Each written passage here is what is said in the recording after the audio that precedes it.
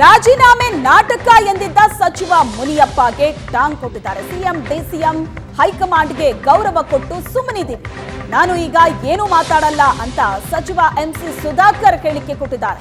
K H ಮುನಿಯಪ್ಪಗೆ ಸಚಿವ MC Sudhakar ಟಾಂಗ್ ಕೊಟ್ಟಿದ್ದಾರೆ. ಕೋಲಾರ ಕಾಂಗ್ರೆಸ್ನಲ್ಲಿ ಟಿಕೆಟ್ ಕಗ್ಗಂಟು ಬಗೆಹರಿಯೋ ಲಕ್ಷಣಗಳೇ ಕಾಣಿಸ್ತಾ ಇಲ್ಲ.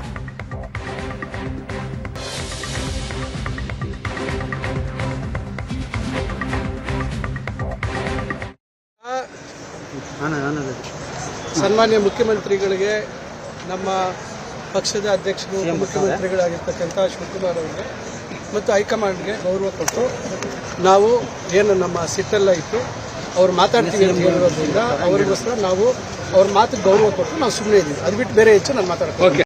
ಈಗ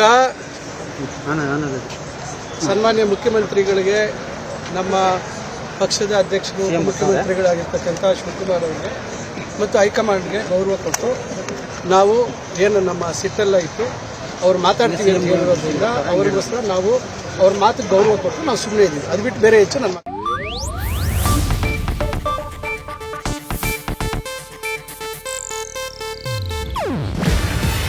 ಇದು ಏಷ್ಯಾನೆಟ್ ನ್ಯೂಸ್ ನೆಟ್ವರ್ಕ್ ಪ್ರಸ್ತುತಿ.